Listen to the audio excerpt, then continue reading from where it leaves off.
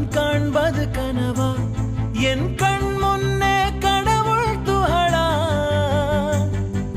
காற்றின் உடலா கம்பன் கவிதை மடலா இவள் தென்